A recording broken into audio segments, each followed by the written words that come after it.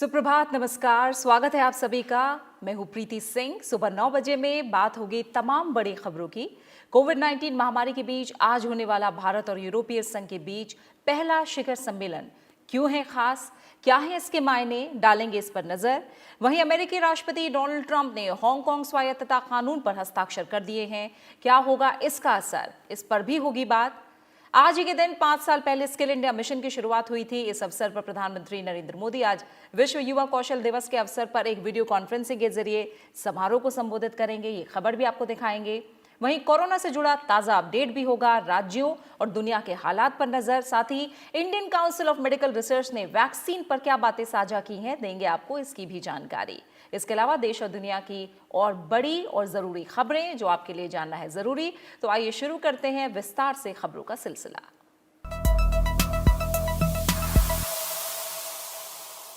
कोविड-19 महामारी के बीच आज होने वाला भारत और यूरोपीय संघ के बीच पहला शिखर सम्मेलन काफी मायने रखता है। वीडियो कॉन्फ्रेंसिंग के जरिए आयोजित इस सम्मेलन में प्रधानमंत्री नरेंद्र मोदी के अलावा यूरोपीय काउंसिल के अध्यक्ष चार्ल्स माइकल और यूरोपीय कमीशन के अध्यक्ष उर्सुला वॉन देर लेyen भी शिरकत करेंगी। ये शिखर सम्मेलन ऐसे वक्त में हो रहा है जब कोविड-19 के कारण दुनिया भर में चीन को लेकर अवधारणाएं बदल रही हैं और नए व्यापारिक और रणनीतिक रिश्तों की खोज जोरों पर है। यूरोप की ये सुनी ऐतिहासिक इमारतें बयां करती हैं कि कोविड-19 ने किस तरह यहां फलने फूलने वाले कारोबार की रीढ़ तोड़ दी है। इस बदले माहौल में समीकरण भी बदलेंगे। बुधवार को जब प्रधानमंत्री नरेंद्र मोदी और यूरोपीय संघ के शीर्ष नेताओं की बैठक होगी, तब उम्मीद की जा रही है कि कारोबार, निवेश, वैश्विक स्तर पर रणनीति सहयोग, सुरक्षा और स्वास्थ्य जैसे मुद्दों पर चर्चा की जाएगी। Well, it's quite clear that EU's suspicions about China are growing. It's looking for now further improving its ties with other Asian partners, particularly with India and Japan. Now, EU has established a new dialogue on China with the US. So I think it also would be useful if we also kind of, improve our conversations on China. बैठक में WTO, G20, UN, IMF, world bank जैसे बहुपक्षीय मंचों की भूमिका पर भी चर्चा होगी। यूरोपीय विकास बैंक के साथ सहयोग बढ़ाने पर भी शिखर सम्मेलन में विचार किया जा सकता है, खासकर तब जबकि बैंक पर चीन का दबदबा बढ़ रहा है। चीन की तरफ केंद्रित होती दुनिया की सप्लाई चेन के कारण कई देशों को परेशानी का सामना करना पड़ा है। बैठक में इसके विकेंद्रीकरण और एकाधिकार को खत्म करने पर भी विचार किया जाएगा। Well, the India-EU summit is taking place under the shadows of COVID-19 and India-China tensions. So these two issues are likely to impact summit outcomes. Now, economics has been the core of this relationship. Now, EU is India's major trade and investment partners, but the FTA negotiations were suspended in 2013. So it means at least from the summit, if we can restart FTA negotiations, that could be a good outcome.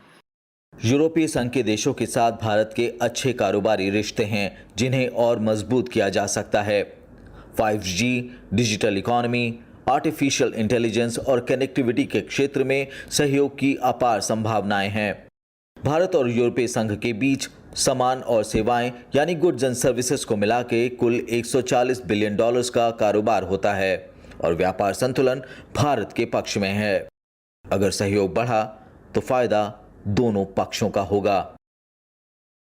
Bharat और यूरोपीय संघ के बीच होने वाले इस शिखर सम्मेलन में 5 साल के सहयोग की कार्यरूप तैयार की जाएगी। दोनों देश किस तरीके से ग्लोबल सप्लाई चेन में किसी एक देश की मोनोपोली न बने, इसके लिए काम करेंगे और व्यापार के मसले में अपने मतभेद दूर करेंगे। खास करके भारत चाहता है कि जो लो हैंगिंग फ्रूट है, मतलब कि जिस पर दोनों देशों के बीच में सहमति है, उस पर आगे बढ़ा जाए। लेकिन यूरोपियन यूनियन चाहता है कि सभी क्षेत्रों में भारत और यूरोपीय समुदाय के बीच में एक कम्प्रहेंसिव ट्रेड पैक्ट हो। अब देखना यह है कि ये मतभेद किस तरीके से इस शिखर सम्मेलन में हल हो पाते हैं। लेकिन इतना तय है कि भारत और यूरोपीय समुदाय दोनों के बहुत ही अच्छे व्यापारिक और राजनीतिक सहयोगी हैं। राज्यसभा टेलीविजन के लिए दिल्ली से मैं अखिलेश सुमन। इस बीच भारत और यूरोपीय संघ ने कल असैन्य परमाणु क्षेत्र में सहयोग के लिए एक मसौदा समझौते को अंतिम रूप दिया। 13 साल से हो रही बातचीत के बाद दोनों पक्षों ने आज होने वाले डिजिटल शिखर सम्मेलन से एक दिन पहले इसे अंतिम रूप दिया। सम्मेलन का उद्देश्य व्यापार, निवेश और रक्षा सहित विभिन्न क्षेत्रों में व्यापक संबंध बनाना है। 27 सदस्यों वाले संगठन के अधिकारियों ने यह जानकारी दी।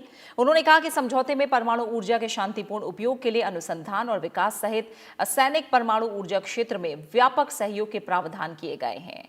EU 2018 में भारत का सबसे बड़ा व्यापारिक साझेदार था। 2018-19 में EU के साथ भारत का द्विपक्षीय व्यापार 115.6 अरब अमेरिकी डॉलर था, जिसमें निर्यात 57.67 अरब अमेरिकी डॉलर का था, जबकि आयात 58.42 अरब अमेरिकी डॉलर का था। प्रधानमंत्री नरेंद्र मोदी ने फ्रांस के राष्ट्रपति इमैनुअल मैक्रों को बास्तीले दिवस पर बधाई दी और कहा कि फ्रांस के साथ भारत अपनी सामरिक भागीदारी को और मजबूत करने के लिए प्रतिबद्ध है। फ्रांसीसी क्रांति के दौरान 1789 में पेरिस में जिस किले में राजनीतिक कैदियों को बंदी बनाकर रखा गया था, वहां धावा बोलकर इसी दिन उन्हें छुड़ाया गया था। अमेरिका में पढ़ाई कर रहे भारतीय छात्रों के लिए राहत की खबर है। भारी विरोध और कोर्ट के दखल के बाद ट्रंप प्रशासन ने ऑनलाइन क्लास करने वाले विदेशी छात्रों पर वीजा प्रतिबंध लगाने के फैसले को वापस ले लिया है। अमेरिका ने 6 जुलाई को ऐसे छात्रों से छात्र वीजा वापस लेने की घोषणा की थी जिनकी क्लास कोरोना के कारण सिर्फ ऑनलाइन मॉडल पर हो रही थी। इस फैसले को लेकर अमेरिका के 17 राज्यों ने इसके खिलाफ मुकदमा दर्ज कराया था। इस मुकदमे को गूगल, फेसबुक और माइक्रोसॉफ्ट समेत 1 दर्जन से ज्यादा शीर्ष अमेरिकी प्रौद्योगिकी कंपनियों ने भी समर्थन दिया। भारत ने भी अमेरिका के समक्ष ये मुद्दा उठाया था। विदेश सचिव हर्षवर्धन श्रृंगला ने अमेरिका के राजनीतिक मामलों के उप विदेश मंत्री डेविड हेल के साथ ऑनलाइन बैठक के दौरान इस मामले पर भारत की चिंताओं से उन्हें अवगत कराया था। अमेरिका ने भी इस पर गौर करते हुए भरोसा दिलाया था कि वो भारतीय छात्रों के सर्वोत्तम हितों को ध्यान में रखेगा। अमेरिकी राष्ट्रपति डोनाल्ड ट्रंप ने हांगकांग स्वायत्तता कानून पर हस्ताक्षर कर दिए हैं। व्हाइट हाउस में मीडिया से बातचीत करते हुए डोनाल्ड ट्रंप ने कहा कि हांगकांग स्वायत्तता अधिनियम कांग्रेस द्वारा सर्वसम्मति से पारित किया गया था। ये कानून हांगकांग की स्वतंत्रता को समाप्त करने में शामिल व्यक्तियों में जिम्मेदार लोगों को पकड़ने के लिए उनके प्रशासन को नई शक्तियां देगा। उन्होंने कहा कि हांगकांग में लोगों पर जो भी अत्याचार हो रहे हैं उसके लिए चीन जिम्मेदार है। साथ ही हांगकांग से तरजीही व्यापार का दर्जा भी छीन लिया गया है। ट्रंप ने हांगकांग में दमनकारी गतिविधियों और अत्याचार के लिए चीन को दोषी ठहराते हुए कहा कि इस कानून से चीन को उसके गलत कार्यों के लिए जिम्मेदार ठहराने के लिए कई कारण मिलेंगे। राष्ट्रपति ट्रंप ने कहा कि हांगकांग में जो कुछ हो रहा है हम सभी देख रहे हैं। हमने चीन की तकनीक और टेलीकॉम प्रोवाइडर्स का सामना किया। हमें सुरक्षा कारणों से कई देशों को इस बात पर मनाना पड़ा कि हवावे खतरनाक है। अब ब्रिटेन ने भी इसे प्रतिबंधित कर दिया है। डोनाल्ड ट्रंप ने कहा कि हमने देखा कि हांगकांग में क्या हुआ। उनकी स्वतंत्रता छीन ली गई ताकि फ्री मार्केट में वो स्पर्धा ना कर सके। मुझे लगता है कि बहुत सारे लोग अब हांगकांग छोड़ने वाले हैं। हमने एक बहुत ही अच्छा प्रतिस्पर्धी खो दिया है। हमने उसके लिए बहुत कुछ किया था। साथ ही उन्होंने ये भी कहा कि अब हांगकांग को भी कोई विशेष दर्जा नहीं दिया जाएगा। हांगकांग को भी चीन की तरह ही माना जाएगा। उन्होंने कहा कि चीन ने अमेरिका का फायदा उठाया लेकिन बदले में वायरस दिया, जिसकी वजह से बड़ा आर्थिक नुकसान भी उठाना पड़ा। Today I signed legislation and an executive order to hold China accountable for its oppressive actions against the people of Hong Kong. Today I also signed an executive order ending U.S. preferential treatment for Hong Kong. Hong Kong will now be treated the same as mainland China. No special privileges, no special economic treatment, and no export of sensitive technologies. In addition to that, as you know, we're placing massive tariffs and have placed very large tariffs on China. First time that's ever happened to China. और आइए इसी मसले पर ज्यादा जानकारी के लिए हम रुक करते हैं विदेश मामलों के संपादक अखिलेश सुमन का। अखिलेश, अमेरिकी राष्ट्रपति डोनाल्ड ट्रंप ने हांगकांग स्वायत्तता कानून पर हस्ताक्षर कर दिए हैं।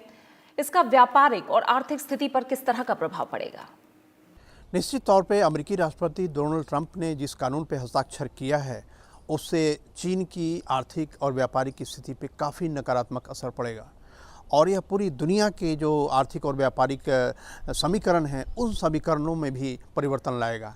देखिए, हांगकांग जब 1997 में चीन के पास गया उस समय स्थिति यह थी कि हांगकांग को एक स्वायत्त क्षेत्र के रूप में माना गया था, जहां लोकतंत्र था और वहां इसीलिए सभी देशों के लोग जाते थे। खुले तरीके से खुला बाजार था, खुली व्यवस्था थी, जहां की चीन का कानून नहीं लागू होता था, तो लोग मुक्त महसूस करते थे। इसीलिए वहां के लोगों को काफ़ी सहूलियतें पूरी दुनिया में प्राप्त थी, अमेरिका में भी प्राप्त थी और अमेरिका या यूरोप या सभी तरह के देशों को हांगकांग जाने में छूट थी। वहाँ चीनी वीज़ा की ज़रूरत नहीं होती थी। लेकिन अब जब चीन ने हांगकांग को पूरी तरह से अपने कानून के गिरफ्त में ले लिया है, उसके बाद हांगकांग की वह स्वायत्त स्थिति ख़त्म हो गई है।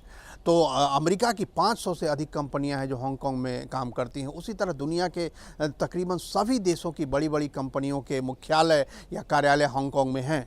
और अब जब चीन ने इस तरह का प्रतिबंध लगाया कि हांगकांग की जो कंपनियां हैं, हांगकांग के जो लोग हैं, हांगकांग की जो व्यवस्था है वो पूरी तरह चीनी कानून के अंदर होगी, तो उन कंपनियों को एक तरीके से कह सकते हैं कि एक सफोकेशन की स्थिति होगी और वे हांगकांग से बाहर अपनी स्थिति खोज सकते हैं। सिंगापुर हो सकता है इंडोनेशिया में, थाईलैंड में खोजें। भारत भी एक बड़ा डेस्टिनेशन हो सकता है हांगकांग की उन विदेशी कंपनियों का। तो यह एक पूरे व्यापारिक और आर्थिक जगत के समीकरण को बदलेगा।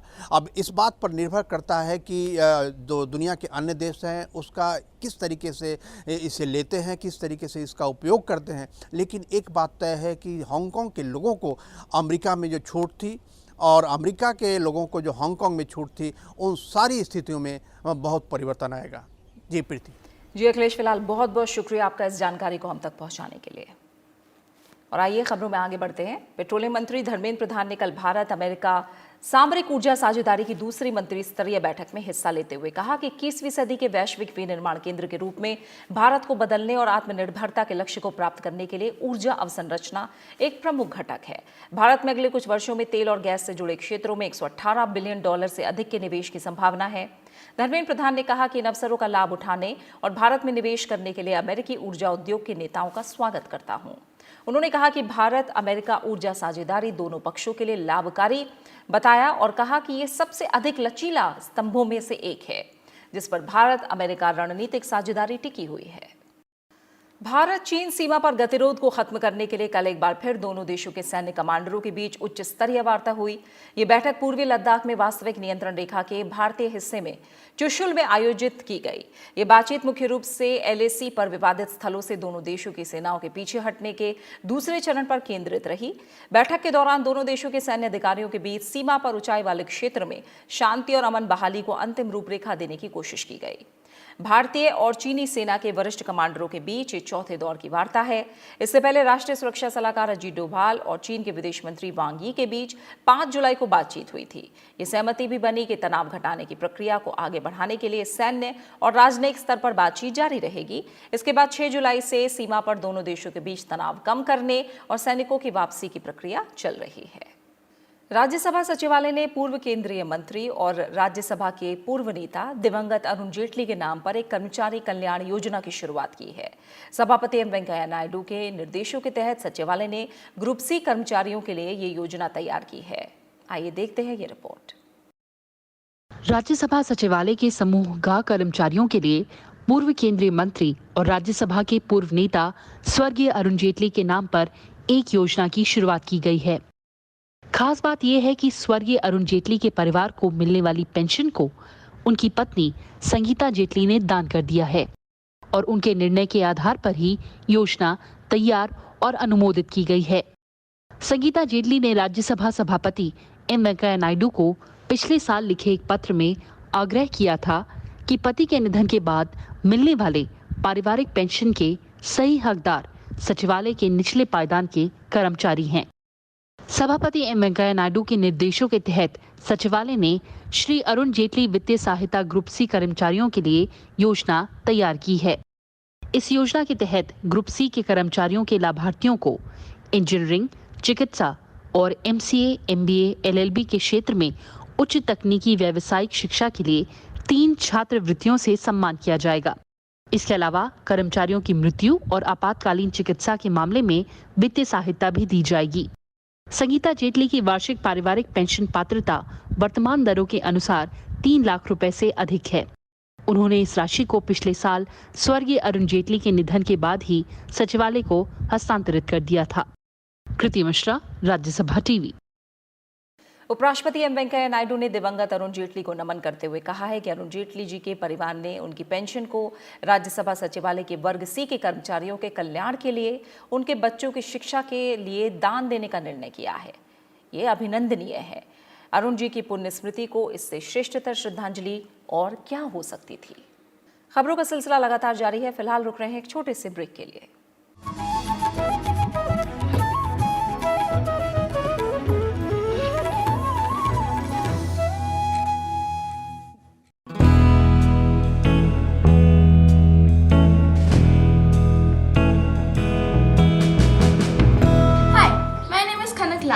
And during this lockdown, I am utilizing my time through online classes via e-learning. I am Bhavya, and during this lockdown, I miss my friends. So, I am utilizing my time through video calling. I am enjoying this lockdown period because I am spending all my time with my family and my hobbies. तो मैं चाहती हूँ कि आप सब लोग भी एक नई हॉबी को ढूंढिए और इस टाइम का सदुपयोग करें। जैसे I am building up my artistic skills. So stay home, stay safe.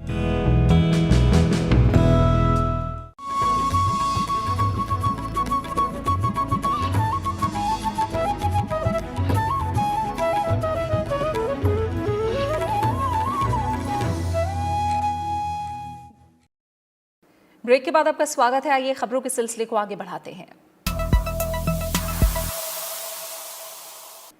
देश में कोरोना की स्थिति पर चर्चा के लिए गृह मामलों की संसदीय स्थायी समिति की बैठक आज होने वाली है। केंद्रीय गृह सचिव अजय भल्ला संसदीय समिति को देश में कोरोना की स्थिति, राज्यों के साथ समन्वय और इसके प्रबंधन की विस्तार से जानकारी देंगे। वो देश को चरणबद्ध तरीके से खोलने और आर्थिक गतिविधियां फिर शुरू करने के साथ ही माल और लोगों के अंतर राज्य आवागमन का ब्यौरा भी देंगे। साथ ही कोरोना से निपटने को लेकर तैयारियों की ताजा स्थिति से भी संसदीय समिति को अवगत कराएंगे। बीजेडी सांसद भर्तृहरि मेहताब की अध्यक्षता वाली श्रम संबंधी संसदीय समिति की भी आज बैठक होगी। बैठक में कोविड-19 महामारी के दौरान देश में प्रवासी श्रम बल से संबंधित मुद्दों पर चर्चा होगी। देश में कोरोना संक्रमित मामलों की संख्या 9 लाख के पार पहुंच गई है, लेकिन स्वस्थ होने वाले मरीजों की तादाद भी तेजी से बढ़ रही है। मंगलवार को जारी आंकड़ों के मुताबिक देश भर में 5,71,000 से ज्यादा कोरोना मरीज ठीक हो चुके हैं और रिकवरी रेट 63% को पार कर गया है। संक्रमित लोगों के मुकाबले स्वस्थ हुए लोगों की संख्या 1.8 गुना ज्यादा है। स्वास्थ्य मंत्रालय ने कहा है कि नए मामले सामने आने की रफ्तार में भी लगातार कमी आ रही है और अब ये 3.24% है। मार्च में ये दर लगभग 31% थी। भारत में प्रति 10 लाख पर 657 संक्रमित मामले हैं, जबकि विश्व स्तर पर यह औसत 1,638 है। कोविड-19 जांच के लिए राज्यों और केंद्र शासित प्रदेशों की ओर से जांच सुविधा को निरंतर व्यापक बनाने से प्रतिदिन परीक्षण की संख्या में भी लगातार बढ़ोतरी देखी जा रही है। मंगलवार को जारी आंकड़ों के मुताबिक अब तक 1,20,92,503 लोगों की कोविड-19 जांच की गई।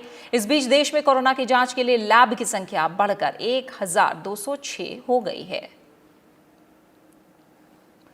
Indian Council of Medical Research ने वैक्सीन पर जानकारी साझा करते हुए कहा है कि भारत की 2 कंपनियां वैक्सीन विकसित करने में आगे चल रही हैं। आईसीएमआर ने कहा है कि भारत को तेजी से वैक्सीन विकसित करने की जरूरत है। भारत में वैक्सीन ट्रायल के लिए 1,000 वॉलंटियर तैयार हैं। अमेरिका में उपयोग में लाई जाने वाली दवाओं में 60% दवाएं भारत में बनी हुई हैं। आईसीएमआर ने कहा है कि दुनिया में उपयोग में आने वाली वैक्सीन का 60% भारत में तैयार होता है। Over and above that, there are 2 Indian indigenous candidate vaccines, and they have undergone successful toxicity studies in rats, in mice, and in rabbits, and these data were submitted to the Drug Controller General of India, following which both these candidate vaccines got clearance to start the early phase human trials early this month. केंद्रीय स्वास्थ्य और परिवार कल्याण मंत्री doctor Harshvardhan ने कल Australia के स्वास्थ्य मंत्री ग्रेगरी हंट के साथ कोविड-19 महामारी के प्रबंधन और द्विपक्षीय स्वास्थ्य सहयोग पर चर्चा की। इस मौके पर केंद्रीय स्वास्थ्य मंत्री डॉक्टर हर्षवर्धन ने कोरोना महामारी के नियंत्रण और प्रबंधन में भारत के चिकित्सा समुदाय की भूमिका की सराहना की। उन्होंने कहा कि भारत के दवा निर्माताओं ने भी भारत को 140 देशों में हाइड्रोक्सीक्लोरोक्विन की आपूर्ति करने में सक्षम बनाया। साथ ही कहा कि भारत में आयुर्वेद और योग जैसी पारंपरिक चिकित्सा प्रणालियां हैं जो ऑस्ट्रेलिया को मोटापा और संबंधित रोगों में सहायता कर सकती हैं। स्वास्थ्य मंत्रियों ने स्वास्थ्य और अन्य सामान्य हितों के क्षेत्र में संयुक्त रूप से कार्य जारी रखने पर भी सहमति जताई। ऑस्ट्रेलिया के स्वास्थ्य मंत्री ने उस भरोसे की चर्चा की जो पूरे अंतर्राष्ट्रीय समुदाय की प्रधानमंत्री नरेंद्र मोदी के प्रति है। दिल्ली में कल कोरोना वायरस के 1606 नए मामले सामने आए हैं। इसी के साथ कुल संक्रमितों की संख्या 1,15,346 हो गई है, जबकि राजधानी में कल 1,924 मरीजों को डिस्चार्ज किया गया। दिल्ली में अब तक कुल 93,236 मरीज स्वस्थ हो चुके हैं। वहीं 5,650 RT-PCR जांच और 15,413 रैपिड एंटीजन जांच की गई हैं। राजधानी में अब तक कोरोना वायरस की कुल 7,13,908 जांच की गई हैं। दिल्ली में अभी कुल 657 कंटेनमेंट जोन हैं। ILBA संस्थान के बाद दिल्ली के सबसे बड़े कोविड अस्पताल LNJP में भी प्लाज्मा बैंक शुरू हो गया है। मुख्यमंत्री अरविंद केजरीवाल इसका शुभारंभ करते हुए उन्होंने कहा कि जब तक कोरोना वायरस की वैक्सीन नहीं आती, ये प्लाज्मा बैंक काफी मददगार साबित होगा। बिहार में कोविड-19 महामारी से निपटने के लिए इस महीने की 16 तारीख से 31 जुलाई तक 16 दिन के लिए लॉकडाउन लगाया जाएगा। लॉकडाउन के दौरान सभी सरकारी और सार्वजनिक कार्यालय बंद रहेंगे। सभी शैक्षिक संस्थानों को भी बंद करने का आदेश दिया गया है। पटना उच्च न्यायालय के दिशा निर्देशों के अनुरूप न्यायिक कार्यों से संबंधित कार्यालय काम करेंगे। सभी पूजा स्थान और धार्मिक आयोजन पर पाबंदी रहेगी। लोगों की सुविधा के लिए सार्वजनिक वाहनों के परिचालन के अलावा रेल और हवाई सेवा को लॉकडाउन से छूट रहेगी। इसी तरह कृषि कार्य और संबंधित दुकानों को भी लॉकडाउन से छूट मिलेगी। वहीं बाकी राज्यों से जुड़ा कोरोना अपडेट आपको बता दें। कर्नाटक, तमिलनाडु, केरल, उत्तराखंड, उत्तर प्रदेश, महाराष्ट्र, असम, पश्चिम बंगाल और अरुणाचल प्रदेश में भी अलग अलग समय के लिए क्षेत्रवार लॉकडाउन लगाया गया है। बेंगलुरु में बीती रात 8 बजे से 1 हफ्ते के लिए बंद की घोषणा की गई। कर्नाटक के धारवाड़ और दक्षिण कन्नड़ जिलों में भी आज से 9 दिनों और 7 दिनों के लिए लॉकडाउन लगाया गया है। उत्तर प्रदेश सरकार ने सप्ताह अंत लॉकडाउन के लिए विस्तृत दिशा निर्देश जारी किए हैं। इसमें कहा गया है कि उत्तर प्रदेश में सभी शहरी और ग्रामीण हाट, बाजार, गल्ला मंडी और व्यावसायिक प्रतिष्ठान इस दौरान बंद रहेंगे। मध्य प्रदेश में कोरोना महामारी के मद्देनजर इंदौर जिले में अब किसी भी तरह के पिकनिक की अनुमति नहीं दी जाएगी। दूसरी तरफ अरुणाचल प्रदेश सरकार ने कोविड-19 के बढ़ते मामलों को देखते हुए 20 जुलाई तक के लिए राजधानी क्षेत्र में लॉकडाउन बढ़ा दिया है। वहीं दुनिया भर में कोरोना वायरस का संक्रमण तेजी से फैलता जा रहा है। विश्व में कोरोना से संक्रमित लोगों की संख्या अब 1,32,00,000 के पार हो चुकी है, जबकि 5,76,000 से ज्यादा लोग अपनी जान गंवा चुके हैं। कोरोना मामलों में पहले नंबर पर अमेरिका है, जहां अब तक 34 लाख से ज्यादा लोग संक्रमित हो चुके हैं और 1,36,500 से ज्यादा की मौत हो चुकी है।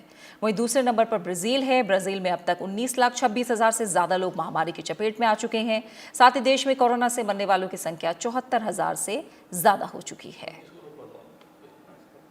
भारतीय रेलवे ने कोविड-19 वायरस के संक्रमण को फैलने से रोकने के लिए अनेक कदम उठाने के साथ साथ कई उल्लेखनीय उपाय भी किए हैं। रेलवे ने सुरक्षित सफर सुनिश्चित करने के लिए कोरोना काल के बाद का विशेष कोच बनाया है, जिसे रेल कोच फैक्ट्री कपूरथला ने डिजाइन किया है। पोस्ट कोविड कोच में हैंड्स फ्री सुविधाओं, कॉपर कोटिंग युक्त रेलिंग और प्लाज्मा एयर प्यूरिफायर के अलावा टाइटेनियम डाइऑक्साइड कोटिंग भी की गई है। केंद्रीय ग्रामीण विकास और पंचायती राज मंत्री नरेंद्र सिंह तोमर ने वीडियो कॉन्फ्रेंसिंग के जरिए 6 राज्यों के प्रतिनिधियों के साथ गरीब कल्याण अभियान की प्रगति की समीक्षा की। उन्होंने कहा कि इस अभियान से कोविड-19 संकट के दौरान अर्थव्यवस्था की मजबूती के साथ ही रोजगार और आजीविका के अवसर भी पैदा होंगे। उन्होंने ज्यादा से ज्यादा आधारभूत परियोजनाओं के विकास पर जोर दिया। गरीब कल्याण रोजगार अभियान बिहार, उत्तर प्रदेश, झारखंड, मध्य प्रदेश, ओडिशा और राजस्थान के 116 जिलों में चलाया जा रहा है। संयुक्त राष्ट्र की 75वीं वर्षगांठ की पूर्व संध्या पर प्रधानमंत्री नरेंद्र मोदी 17 जुलाई को वीडियो कॉन्फ्रेंसिंग के माध्यम से संयुक्त राष्ट्र आर्थिक और सामाजिक परिषद की सभा को संबोधित करेंगे। संयुक्त राष्ट्र सुरक्षा परिषद में भारत की विजय के बाद प्रधानमंत्री का यूएन में ये पहला भाषण होगा। संयुक्त राष्ट्र आर्थिक और सामाजिक परिषद का पहला अध्यक्ष 1946 में पहली बार भारत बनाया गया था। प्रधानमंत्री नरेंद्र मोदी आज विश्व युवा कौशल दिवस के अवसर पर एक वीडियो कॉन्फ्रेंसिंग के जरिए समारोह को संबोधित करेंगे। आज ही के दिन 5 साल पहले स्किल इंडिया मिशन की शुरुआत हुई थी। इस अवसर पर कौशल विकास और उद्यमिता मंत्रालय द्वारा एक डिजिटल कॉन्क्लेव का आयोजन किया जा रहा है। कौशल भारत योजना केंद्र सरकार की एक पहल है जो देश के युवाओं के हुनर को सशक्त बनाने के लिए शुरू की गई है, जो उन्हें अपने काम के माहौल में अधिक रोजगार परक और अधिक उत्पादक बनाते हैं। कौशल भारत कई क्षेत्रों में पाठ्यक्रम प्रदान करता है जो राष्ट्रीय कौशल योग्यता मानक के तहत उद्योग और सरकार दोनों द्वारा मान्यता प्राप्त क्षेत्रों से जुड़े होते हैं। पाठ्यक्रम व्यक्ति को काम की व्यवहारिक कुशलता पर ध्यान और तकनीकी विशेषज्ञता बढ़ाने में मदद करते हैं, जिससे युवा काम करने के लिए शुरू से ही तैयार हों और कंपनियों को प्रशिक्षण देने के लिए निवेश ना करना पड़े। विश्व युवा कौशल दिवस के अवसर पर उपराष्ट्रपति एम वेंकैया नायडू ने एक दैनिक समाचार पत्र में लेख लिखा है। युवा वर्ग ही किसी देश का भविष्य होता है शीर्षक से लिखे लेख में उन्होंने कहा है कि कोरोना वायरस काल के बाद का जीवन पहले की तरह नहीं होगा। इसका प्रभाव अंतिम तौर पर सभी प्रकार की गतिविधियों के ऊपर लंबे समय तक रह सकता है। हालांकि विभिन्न देशों की सरकारें अपनी अर्थव्यवस्था और जीवन को बचाने में जुटी हैं। विभिन्न ज्ञान के क्षेत्र में कार्यालय, विशेषकर IT सेक्टर में अब कम से कम स्टाफ की क्षमता दिखाई दे रही है। लॉकडाउन के चलते और कोरोना वायरस के फैलाव पर अंकुश लगाने के प्रयास में ज्यादातर संगठन अपने कर्मचारियों को घर से काम करने के लिए कह रहे हैं। कोविड-19 महामारी के दौरान इसे आभासी बैठकों के माध्यम से किया जा रहा है। भविष्य की नौकरियों के लिए अपेक्षित कौशल आज के युवाओं के पास होने वाले कौशल से बिल्कुल भिन्न होगा। रोजगार कौशल के रूप में युवाओं को न केवल आत्मनिर्भर होने की आवश्यकता है, बल्कि किसी भी हालात से पार पाने के लिए उनमें क्षमता होने की जरूरत है। वित्त मंत्री निर्मला सीतारमण ने कहा है कि प्रधानमंत्री नरेंद्र मोदी की मजबूत राजनीतिक इच्छा शक्ति के कारण देश में आर्थिक सुधार जारी है। एक प्रमुख अंग्रेजी दैनिक में प्रकाशित लेख में वित्त मंत्री ने कहा कि देश में आर्थिक सुधारों में लोगों की दिलचस्पी बनी हुई है। उन्होंने लिखा कि हाल ही में पूर्व प्रधानमंत्री PV नरसिम्हा राव की जयंती के दौरान भारतीय अर्थव्यवस्था को खोलने के लिए उनके समय के दौरान लिए गए फैसलों को याद किया गया। 2014 में शुरू की गई प्रधानमंत्री जनधन योजना ने 39 करोड़ से अधिक गरीब लोगों तक बैंकिंग सेवाएं पहुंचाई हैं। वित्त मंत्री ने लिखा कि 10 करोड़ से अधिक किसान PM किसान योजना से लाभान्वित हुए हैं और सीधे उनके खातों में नकदी हस्तांतरित की गई है। केंद्र सरकार उद्योगों और औद्योगिक विकास से संबंधित गतिविधियों के लिए उपलब्ध भूमि की मैपिंग और आवंटन की प्रक्रिया को आसान बनाने के लिए एकल खिड़की व्यवस्था पर तेजी से काम कर रही है। वाणिज्य और उद्योग मंत्री पीयूष गोयल ने कल इलेक्ट्रॉनिक्स और सॉफ्टवेयर निर्यातकों के प्रतिनिधियों से बातचीत में कहा कि सरकार LED, टेलीविजन और CCTV जैसे इलेक्ट्रॉनिक उपकरणों के विनिर्माण को प्रोत्साहित करने के उपाय तलाश रही है। उन्होंने कहा कि सरकार देश में सेमीकंडक्टर के संयंत्र लगाने की इच्छुक है। साथ ही कहा कि सूचना प्रौद्योगिकी सेवाओं से जुड़े निर्यात डेटा इकट्ठा करने के लिए उनका मंत्रालय एक फ्रेमवर्क तैयार करने पर विचार कर रहा है। उन्होंने उद्योगों से कहा कि वो एक ऐसा औद्योगिक क्षेत्र विकसित करें जहां जांच प्रयोगशालाएं, सामान्य सेवा केंद्र और औद्योगिक इकाइयों के लिए आवश्यक बुनियादी ढांचा एक ही जगह मौजूद हो। CBSE 10वीं के नतीजों का आज ऐलान होने वाला है। रिजल्ट आज cbse.nic.in, cbseresults.nic.in और results.nic.in पर जारी होगा। छात्र छात्राएं अपना रिजल्ट CBSE की वेबसाइट के अलावा उमंग ऐप और डिज रिजल्ट्स ऐप से भी चेक कर सकेंगे। 10वीं के करीब 18 लाख छात्र छात्राएं परीक्षा परिणाम का बेसब्री से इंतजार कर रहे हैं। कुछ और अहम खबरें। पश्चिम बंगाल में बीजेपी विधायक देवेंद्र नाथ रॉय की हत्या के मामले में बीजेपी का एक प्रतिनिधिमंडल पार्टी के राष्ट्रीय महासचिव कैलाश विजयवर्गीय के नेतृत्व में राष्ट्रपति रामनाथ कोविंद की मुलाकात के बाद केंद्रीय गृह मंत्री अमित शाह से मिला। बीजेपी प्रतिनिधिमंडल ने गृह मंत्री अमित शाह को पूरी स्थिति की जानकारी दी। उन्हें राज्य में बीजेपी नेताओं और कार्यकर्ताओं पर हो रही हिंसक वारदातों की भी जानकारी दी। कैलाश विजयवर्गीय ने बताया कि केंद्रीय गृह मंत्री राज्य सरकार से रिपोर्ट तलब करेंगे। और अब बात मौसम और उससे जुड़े हालात की। असम में बाढ़ और बारिश से संबंधित घटनाओं में 9 और लोगों की मौत के साथ ही राज्य में इस प्राकृतिक आपदा से मरने वालों की संख्या बढ़कर 59 हो गई है। ब्रह्मपुत्र समेत कई नदियां उफान पर हैं। 28 जिलों के करीब 33 लाख लोग बाढ़ की चपेट में हैं। करीब 50,000 लोग राहत शिविरों में रहने के लिए मजबूर हैं। काजीरंगा नेशनल पार्क का 95% हिस्सा पानी में डूबा है। मुख्यमंत्री सर्बानंद सोनोवाल लगातार हालात पर नजर बनाए हुए हैं। और इसी के साथ फिलहाल सुबह 9 बजे की खबरों में मेरे साथ इतना ही। इजाजत दीजिए और अपना अच्छे से ख्याल रखिए। नमस्कार।